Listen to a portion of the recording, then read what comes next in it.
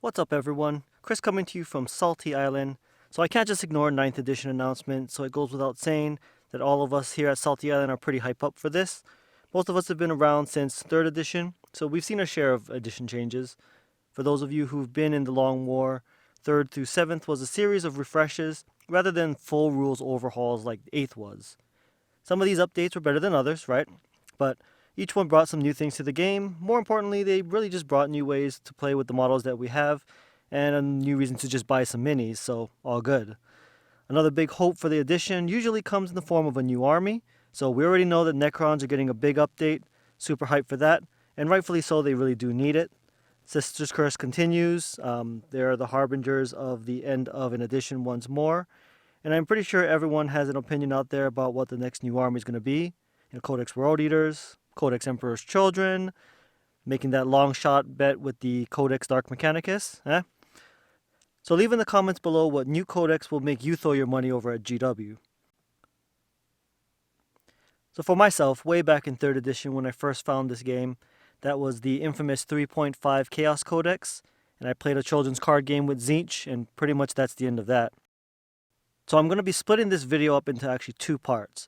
The first half will be the Marine half, and then next week I'm going to post up the Tzaangor half, and I've got a good reason for that. So over the years, I've had the good fortune of a couple of different painters doing models for this army. All of these are people that I've met thanks to the hobby, and I'm super grateful for the social aspect of tabletop gaming.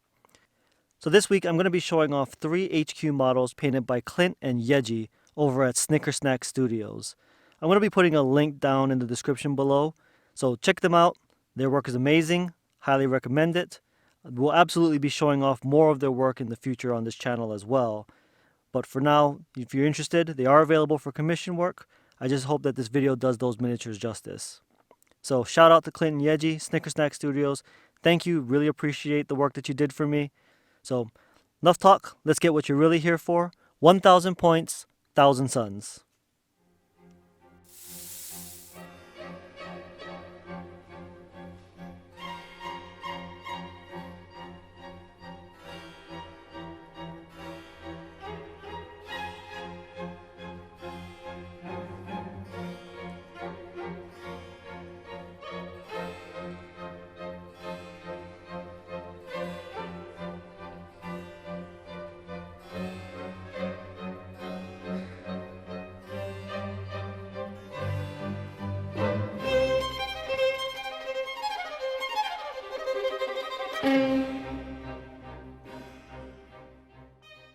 Alright, so as I mentioned in the intro, I've played Chaos, specifically Thousand Suns, since 3rd edition, but the army we're showing off here is one that I collected when they were re-released in 7th.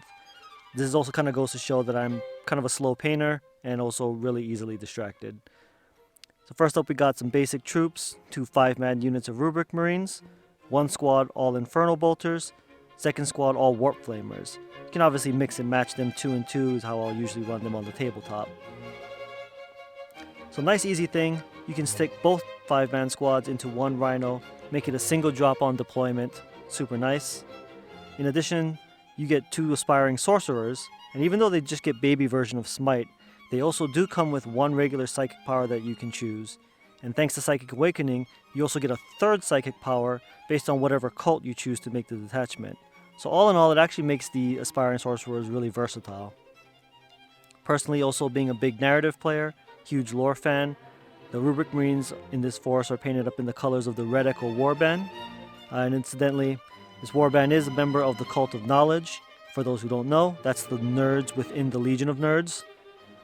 So in addition, with the Psychic Awakening, we now have some sweet rules, represent all 9 of the cults. It's pretty amazing. Alright, the Rhino is the same metal box everyone knows, everyone loves, or hates. There's some Forge World doors on it, add a little bit extra. Riding on top is a Rubric Marine. I guess it makes sense. Doesn't really explain who drives the Rhino, but I'm pretty sure sorcerers have better things to do than drive a Rhino. Following the theme, there's 5 Scarab Occult Terminators. This one's actually one of my favorite units in the force. A ton of fun to use. Just like the rest of the Marines, they get the benefit of a sorcerer. Sometimes this means that they peril and kill half their own unit. Other times you just cast a dozen spells with your army, and it's great fun.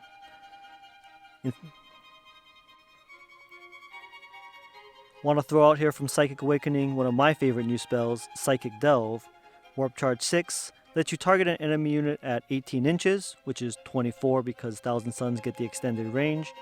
Lets you re-roll all wound rolls of 1 until the next psychic phase when targeting that enemy unit. Especially for Thousand Suns, re-rolling wounds is hard to come by, so this spell is super nice every turn. Alright, now here are the models that you're actually here to see. All 3 of these HQ models were painted by Clint and Yeji, like I said, Snickernack Studios. So they're here out of Las Vegas. Big shout out to representing the community. This first model here is a kit bash off the original Armon. Now, I really wanted to use this model. I don't need 2 Armons, so I figured it's a great start for an Exalted Sorcerer, and I actually use this as the Warlord for the army. So sticking with the theme, I use Cult of Knowledge to match up with the Red Echo Warband, and the Warlord trait Ardent Scholar lets you reroll Psychic dice of 1.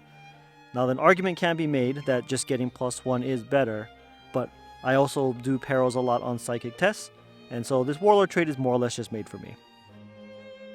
Next up, got the Flying Demon Prince, 2 claws, don't leave home without it.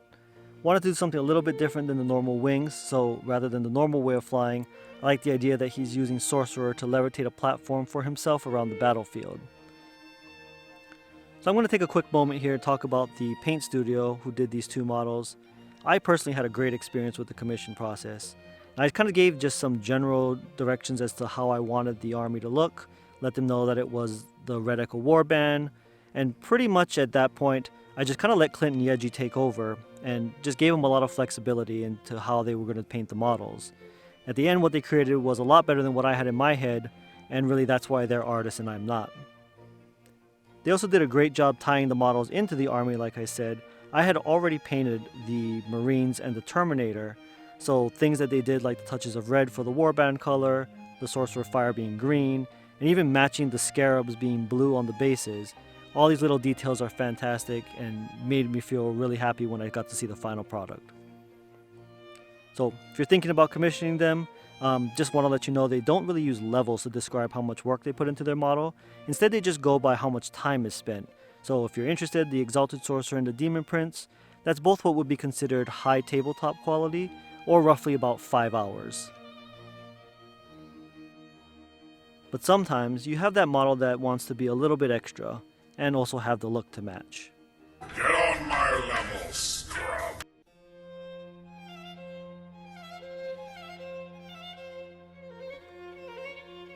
So if you're wondering what can be done if they take, say, twice as much time, you get what people would consider high quality. And I've got no complaints about this model. It's just amazing. Everything from the OSL glow on his left casting arm, the detail on the disc of Tzeentch, even down to just the base itself. The only thing that I really specified on this one is I wanted the green glow off his casting arm, the idea taken from the classic art piece of Armon where he's casting shadows and he's all backlit green. But really other than that, I just wanted the character to look like Armon and in a little bit tie into the army that I'm playing as well. And overall, I think Clint and Yeji did an amazing job on putting that together. Honestly, while I won't go so far as to say this is the best model that I've seen them do, incidentally, that model that I think is the best will actually feature in a future video, so definitely stay tuned in the future to check that out. But I will go so far to say that this pretty much lives up to my expectation of what I expected for 10 hours of work on one model. So at this point, just going to stop talking here, let you enjoy the model. So thanks for taking the time to check out this week's army feature. Please like and subscribe for more videos like this, and absolutely do take some time to click on the links down below.